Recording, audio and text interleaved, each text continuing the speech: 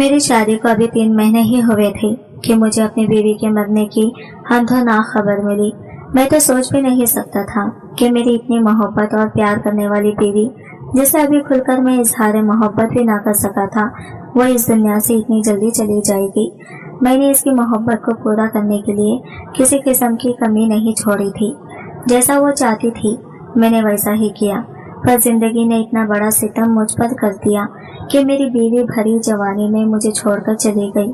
लेकिन बीवी के मरने के बाद ही असल कहानी शुरू हुई, जिसने मुझे ना सिर्फ झंझोड़ के रख दिया बल्कि बहुत सारे रिश्तों की पहचान करवा दी थी। जैसे ही मेरी बीवी के मरने की खबर फैली तो बीवी के मैके वाले हमारे घर आ गए। इसकी माँ मुझे लान तान करने लगी, कहने लगी कि तूने हमारी बेटी को मारा है। वो शादी करते हुए तो बहुत खुश थी। इसने हमसे कहा था कि अब इस घर से इसका जनाजा ही निकलेगा, पर तूने सच में इसका जनाजा ही निकाल दिया। क्या मुझे जरा भी शर्म नहीं आई? तूने हमारी बेटी पर बहुत जुल्म किए होंगे। वो बेचारी बोली नहीं, इसलिए घुट घुट कर मर गई। अब मैं इन्हें क्या समझाता कि मैं तो अपनी बीवी से अभी तक कोई ताल्लुक कायम नहीं कर सका था, तो मैं इस पर क्या जुल्म करता। अभी तो हम दोनों का रिश्ता बहुत ही ज्यादा तकलीफ वाला था। मैं चाहकर भी इसके करीब नहीं हो सका था। वो इस कदर शर्माती लजाती कि मैं इससे बात करता तो वो मुंह दूसरी तरफ फेर लेती। खैर, इसे सारे चूहे बिल्ली की खेल में 3 महीने गुजर गए। मुझे पता ही नहीं चला था, पर अब तो असल आफत मेरे सर पर पड़ी थी। मेरी सास मुझे कह रही थी कि मेरी बेटी के एक गुनाह का हिसाब तुम्हें देना पड़ेगा।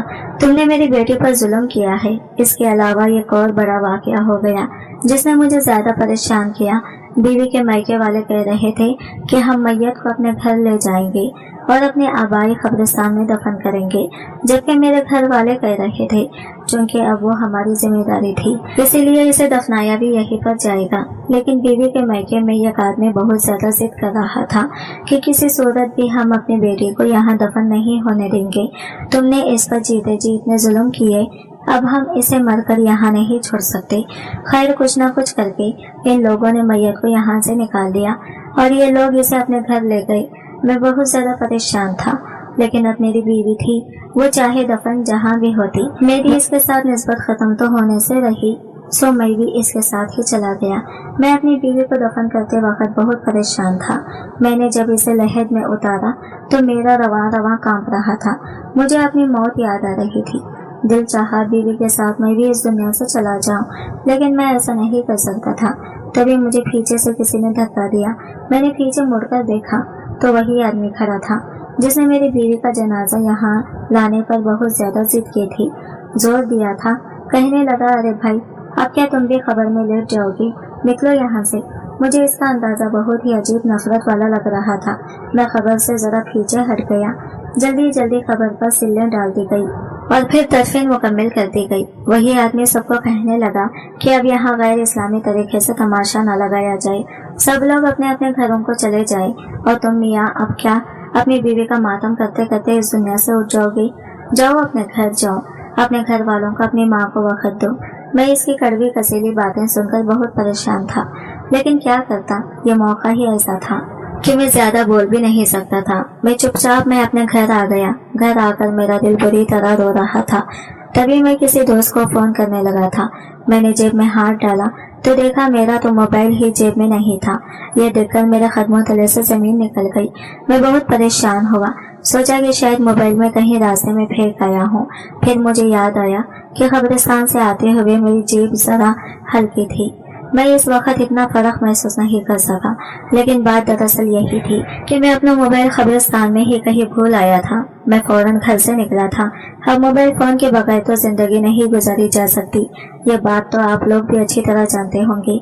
मैं घर से निकला तो फौरन इस कब्रिस्तान में पहुंचा जहां पर मेरी बीवी की तदफीन हुई थी। वहां पहुंचते ही मेरी नजर पूरे कब्रिस्तान पर पड़ी तो कहीं अपना फोन नजर नहीं आया। मैं इधर उधर देखने लगा, तभी एक बूढ़ा आदमी मेरी तरफ आया। क्या ढूंढ रहे हो बेटे? वो शख्स शायद इस कब्रिस्तान का बुरकिन था। बस चचा, मैं यहाँ अपना मोबाइल भूल गया हूँ, वो ढूंढ रहा हूँ। मोबाइल कहीं तुम अपना मोबाइल खबर में तो नहीं गिरा कर आई गई? चचा ने बड़ी हैरानी से पूछा था। हाँ, ये भी हो सकता है। असल में जब मैं खबर में देख रहा था तो मुझे किसी ने खबर से हटाने के लिए खमीज से पकड़कर खींचा था। लगता है कि मेरा मोबाइल नीचे ही गिर गया है। ये बात सुनकर मैं लरस कर रह गया था। तो क्या मेरा मोबाइल इस खबर में गिर गया है? लगता है कि अब मुझे खबर खोदनी पड़ेगी। तौबा करो मियाँ, कैसी बातें करते हो? वो आदमी अपने कानों को हाथ लगाने लगा कि ये एक चंद हजार के मोबाइल के लिए तुम अल्लाह का इतना बड़ा कानून तोड़ोगे? खबर अल्लाह की हद होती है। खबरदार, अगर तुमने खबर खोलने की कोशिश की, तुम्हारी बीवी के सारे मायके वाले घर वाले उठकर आ जाएंगे। वो तुम्हें जिंदा नहीं छोड़ेंगे। तुम ऐसी बात हरगिज मत करना। वो यही सोचेंगे कि तुमने ही इनकी बेटी को मारा है। मैं ये बात सुनकर हैरान हो गया कि इस आदमी को मेरे घर के मसलों के बारे में कैसे पता था। ये गोरकिन था, फिर इसको ये भी पता था कि ये मेरी बीवी है और इसके घर वाले मुझसे नाराज हैं, और ये कि ये मेरी बीवी के मैके का कब्रिस्तान है। शहरों में अमूमन ऐसी तफसीलात नहीं बताई जाती, ना ही कोई दूसरे खानदान के बारे में जानता है, पर ये गोरकिन अजीब था जिसे हर तरह की मालूमात थी। मैं बड़ा हैरान हुआ। इस वक्त गम ही इतना था कि मैं फौरन अपने घर लौट आया। घर आकर मैंने ये बात अम्मा को बताई। अम्मा कहने लगी, अरे बेटा, इसमें परेशान होने वाली क्या बात है? तुम ऐसा करो, दूसरा मोबाइल ले लो, खामखा परेशान होते फिरोगे। अब अगर बीवी की वफात के बाद तुम्हारे पास मोबाइल भी नहीं होगा, तुम्हारा दिल और भी ज्यादा परेशान होगा। अपना ध्यान बटाने की कोशिश करो। मैं तुम्हें पैसे दे देती हूँ, तुम जाकर अपने लिए नया फोन खरीद लो। मैंने कहा, अम्मा, इस नंबर पर तो मेरे काफी सारे जानने वाले थे, लेकिन चलो आप कहती हो तो मैं ऐसा ही करूँगा। आप मुझे पैसे दे दे, मैं आपको 1 महीने बाद लौटा दूंगा। अम्मा ने मुझे पैसे दे दिए। मैं जाकर अपना नया फोन खरीद लाया। मैंने अपने पास एक सिम भी रख ली।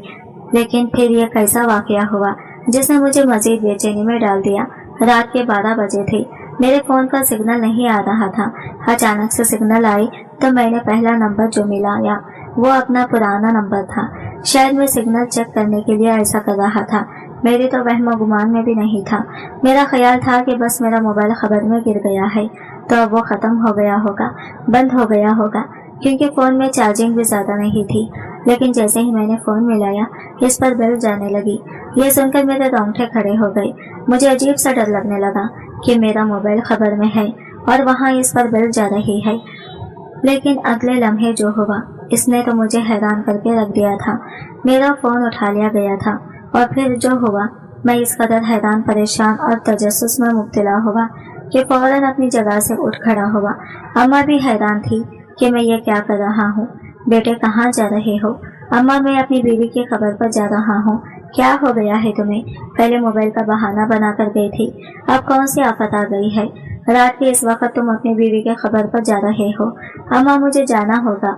यह कहकर मैं तो घर से निकल गया। मैं नहीं जानता था कि मेरी माँ मेरे पीछे कितना परेशान हुई होगी।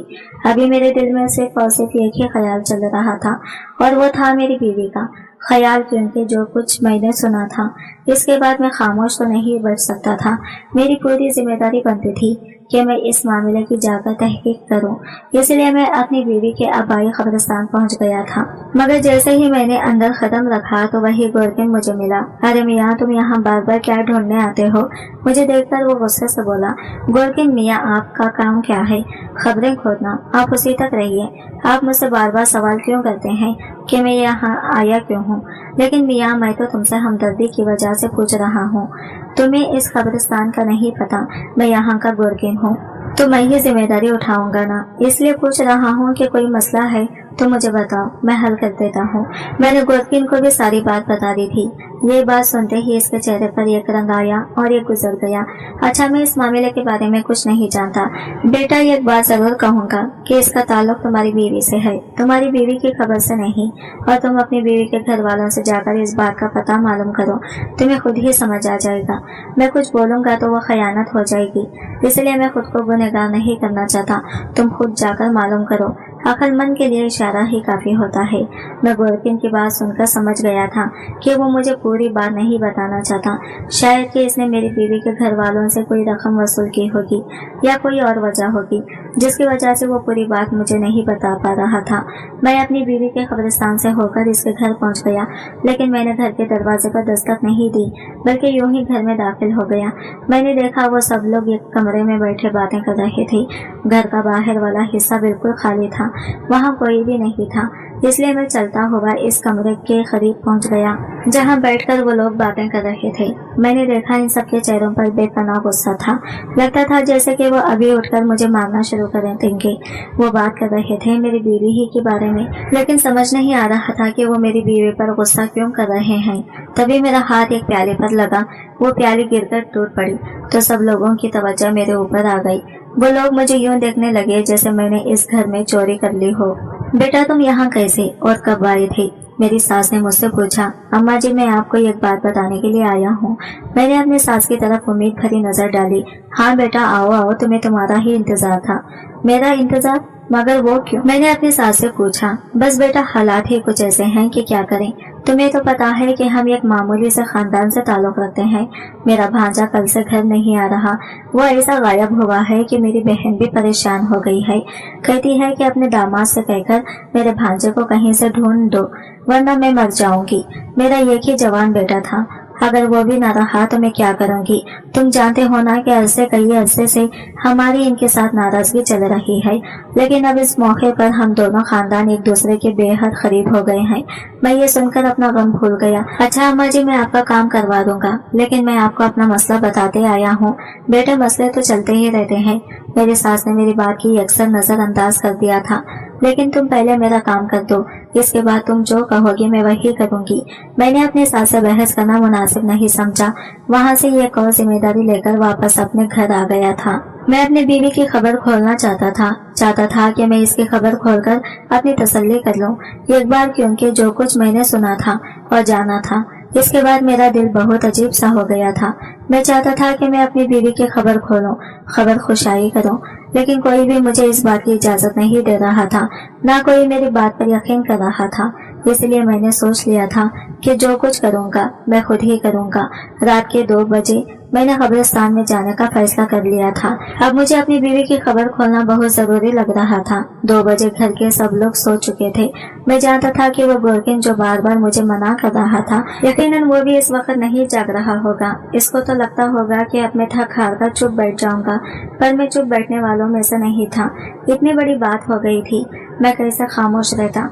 मैंने जाकर सारा इंतजाम मुकम्मल किया और तकरीबन 2:30 बजे खबर खोलना शुरू कर दी।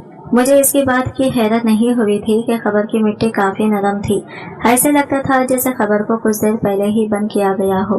मैंने जल्दी जल्दी मिट्टी हटाई तो पत्थर की सिल्लों को हटाने में मुझे 5 से ज्यादा मिनट का वक्त नहीं लगा। मैं इस वक्त इतने जोश में और वलवले में था कि मैं बड़े से बड़ा पहाड़ भी उखाड़ सकता था। जब मैंने पत्थर की सिल्लें हटाई तो एक और हैरत का झटका मुझे लगा था। सामने का मंजर देखकर मेरे पसीने छूट गए थे। ठंडे पसीने मेरे चेहरे पर आ रहे थे और मैं इस कदर परेशान था कि समझ नहीं आती थी कि क्या करूं, हंसूं, रोऊं या फिर अपनी बीवी का मातम मनाऊं, क्योंकि सामने खबर खाली थी।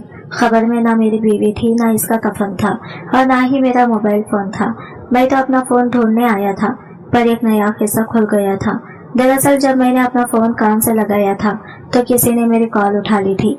इस बात से मुझे लगा जैसे मेरा फोन खबर में नहीं रहा, बल्कि मेरा फोन कोई चोरी करके ले गया है। लेकिन जब मैंने अगली बात सुनी थी, वहाँ से मेरा असल तजस्सुस जागा था। कुछ देर हवाओं की जगड़ की आवाज होती है, ऐसी आवाज आती रही और फिर मेरे कानों में एक आवाज पड़ी कि मेरी बीवी सख्त अजाब में है और जब तक इसके नाम का खर्च अदा नहीं कर दिया जाता तब तक वो यूं ही तड़पती ही रहेगी। शायद मैं ये बात सुनकर बेवकूफ बन भी जाता, लेकिन मैं ये सोचने लगा था कि खबर में आने वाले फरिश्ते तो कभी भी उर्दू जबान में बात नहीं कर सकते। वो तो सुना है कि अरबी में बात करते हैं, और फिर ऐसा कैसे हो सकता है कि एक फरिश्ते की आवाज मुझे फोन पर सुनाई दे। ये चीज कोई ड्रामा या फिर झूठ लगती थी, ऐसा हकीकत में हो ही नहीं सकता था। बहुत सारे लोगों ने खबर में कैमरा और माइक रखने की कोशिश की है, पर आज तक किसी के फरिश्ते की आवाज किसी इंसान के कानों में नहीं पड़ सकी। ये अल्लाह का राज है और ये अल्लाह ही जानता है। ऐसा हो ही नहीं सकता कि किसी कब्रिस्तान में फरिश्ते की आवाज कोई इंसान सुन ले। बस तभी से मुझे शक पड़ गया था और मैंने बीवी की खबर खोजने की ठान ली थी। फिर जब मैंने खबर छानी, वहाँ पर मुझे कुछ भी नहीं मिला। अब मैं अपनी बीवी के घर वालों के पास चला गया। मैंने कहा कि आपकी बेटी की खबर मैंने खो दी है, पर मेरी बीवी वहाँ नहीं है। मेरे ससुराल वाले मुझ पर गुस्सा करने लगे कि मुझे ये बेहुरमती करने की किसने कहा था। मेरी बीवी के भाई तो बाकायदा मुझे मारने पर तुलाए थे। वो इस कदर की ऊंची आवाज में बात कर रहे थे कि अब इनसे डर लगने लगा था। मैंने कहा कि आपको ये सब नहीं कहना चाहिए, मैं तो कभी भी अपनी बीवी के लिए बुरा सोच ही नहीं सकता था, और ये बात इन लोगों को कौन समझाए। इनको तो मैं ना जाने खसाई, जालिम और जल्लाद लग रहा था। मैंने अपनी बीवी के घर वालों से ज्यादा बहस करना मुनासिब नहीं समझा, क्योंकि वो तो लड़ने झगड़ने पर मर मिटने पर तैयार हो गई थी, और ऐसे लोगों से मैं कितनी भी बात करता वो मेरी बात ना सुनते।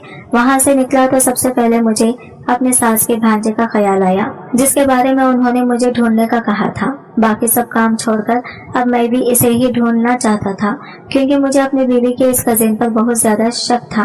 वो भी घर से इसी दिन गायब हुआ था जिस दिन मेरी बीवी फौत हुई थी। खैर, मैं पूछता पूछता वहाँ के इकलौते बस अड्डे पर पहुंचा। वहां जाकर मैंने अपने सास के भांजे के बारे में बताया। मुझे वहाँ कहीं एक लोकल आदमी ने ये मालूमात दी कि वो सुबह सुबह ही रिस्का के लिए निकला है। ये बात मेरे लिए ज्यादा हैरान कन नहीं थी। मैं इसका पता ढूंढते ढूंढते इस तक कैसे पहुंचा ये एक अलग कहानी है, पर वो एक छोटी सी तंग गली में किराए के मकान में रहता था, और आज इसे ढूंढते हुए मुझे 1 हफ्ता हो चुका था। हफ्ते के बाद जब मैं उस तंग गली में उसके घर के दरवाजे पर दस्तक देने के लिए गया तो मेरे दिल में तमाम सवालों के जवाब पहले से मौजूद थे, और कुछ सवाल मेरे जहन में उठ भी रहे थे। मैं वो बस उससे पूछना चाहता था। जैसे ही दरवाजा खुला मैंने देखा कि सामने कोई और नहीं बल्कि मेरी बीवी खड़ी थी। मैं तो किसी और को ढूंढने यहाँ आया था। मुझे देखते ही इसके चेहरे का एक रंग आया और एक गुजर गया। वो बड़ी मुश्किल से अपनी जान बचाकर पीछे भागने लगी। मैंने उसे बाजू से पकड़ा और घसीटना शुरू कर दिया। वो चिल्लाने लगी और शायद मुझे गली वालों के सामने ये गुंडा जाहिर करना चाहती थी। मैंने सबको चुप करवा दिया कि ये मेरी बीवी है और मैं इसे ऐसे यहाँ छोड़कर नहीं जा सकता। सब लोग बहुत हैरान थे। मेरी बीवी के चेहरे पर भी बहुत परेशानी थी। मैंने उसे लाकर गाड़ी में फेंका और इसे पूछा कि तुम यहाँ पर क्यों हो? तुम तो मर गई थी। वो रोने लगी। खुदा के लिए मुझे माफ कर दे। खुदा का नाम मत लो। तुमने तो इसको नाराज करके ये रास्ता इख्तियार किया है। अब बताओगे तो मैं सजा क्या दूं? मेरी बीवी मुझसे हाथ जोड़कर माफी मांगने लगी। बोली कि पहले एक बार आप मेरी बात सुन ले, फिर मैं आपको सब कुछ सच सच बताऊंगी। अगर तब भी आपको यकीन न आए तो आप जो कहेंगे मैं वही करूंगी। मेरी बीवी ने जब अपनी कहानी सुनाना शुरू की तो मैं भी चुप हो गया था।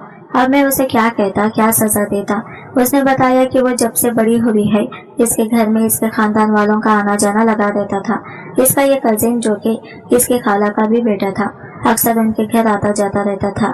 नजीर के साथ बेतकल्लुफी बढ़ी तो एक दिन नजीर ने इसे कहा कि वो उसे मॉडलिंग करवाने के लिए दूसरे शहर ले जाएगा। वो खूब पैसा कमाएगी, मशहूर हो जाएगी और घर की गुर्बत खत्म कर देगी। वो भी इसकी बातों में आ गई, फिर इसके साथ चल पड़ी। दूसरे शहर जाकर इसने इसे अपनी हवस का निशाना बनाया और साथ ही इसकी तस्वीर भी बना ली। जब मेरी इतनी सारी तस्वीरें बन गई तो वो बेचारी मजबूर हो गई और इसकी बात मानने लगी। तभी यह बात इसकी माँ को पता चली। माँ ने इसकी शादी मुझसे कर दी, पर इस भांजे ने तो इसका पीछा नहीं छोड़ना था। सो वो कभी उसके ससुराल आता तो कभी कुछ करता। साथ ही उसने सख्ती से मना कर रखा था कि अपने शौहर के पास नहीं जाना। अभी मेरी बीवी 2 हिस्सों में बढ़ चुकी थी और उस शख्स की बातें भी मानती और मेरे घर में खुशी खुशी रहती भी थी। अपना गम वो किसी पर जाहिर न होने देती थी। फिर एक दिन इसके खाला ज़ादा ने एक अनोखी फरमाइश कर दी कि तुम मरने का नाटक करो, इसके बाद मैं तुम्हें यहाँ से लेकर जाऊंगा, तुम मेरी बीवी बनकर रहोगी। उस बेवकूफ़ को इतना भी नहीं पता था कि एक शख्स के निकाह में होते हुए दूसरा निकाह नहीं हो सकता। मेरी बीवी ने इसके कहने के मुताबिक नाटक किया। खुदा जाने ये नाटक इसने इतनी कामयाबी से कैसे किया, पर जैसे ही मेरी बीवी की मरने का ऐलान हुआ था उसके मैके से सब लोग मेरे घर आ गए थे, और शायद उसे दफनाने में जल्दी करने की भी यही वजह थी कि वो आदमी उस सबके पीछे खड़ा था। उसने सभी को पैसे जो खिलाए होंगे अब मेरी बीवी को पैसा कमाने का जरिया बना चुका था और इस पर बेइंतहा जुल्म भी किया करता था। मेरी बीवी अपने खानदान वालों और मुझसे और सब लोगों से नजर मिलाने के काबिल भी न रही थी, इसीलिए वो इसकी बातें मानती चली गई और दलदल में फंसती गई। अब इसकी जिंदगी जानवरों से भी बदतर हो चुकी थी। मैंने अपनी बीवी की सच्चाई जानकर इसे दुत्कारने के बजाय इसे हौसला दिया और कहा कि तुम इस बुराई से डरने के लिए तैयार हो तो मैं भी तुम्हारे साथ खड़ा हूँ। चाहे तुम्हारी कितनी ही तस्वीरें पूरी दुनिया क्यों ना देख ले, लेकिन अब तुम इसके हाथों पर गमाल नहीं बनना। अब मैं इस आदमी को खुद भी देखूंगा और देखूंगा कि यह कानून की गिरफ्त से कैसे बच सकता है। मैं अपने ताल्लुकात इस्तेमाल करके इस शख्स को केफर किरदार तक पहुंचाने का इरादा कर चुका था। तभी मैंने अपनी बीवी का साथ नहीं छोड़ा, क्योंकि जो लोग अपनी बीवी को इन लम्हात में अकेला छोड़ देते हैं वो बेइज्जत खुद मर्द कहलाने के काबिल नहीं होते। आज की वीडियो कहानी आपको कैसे लगी कमेंट करके जरूर बताएं। और वीडियो अच्छी लगी है तो लाइक शेयर जरूर कीजिएगा और चैनल को सब्सक्राइब करें फ्रेंड्स। मिलते हैं अगले वीडियो के साथ, तब तक के लिए बाय बाय, टेक केयर, अल्लाह हाफिज।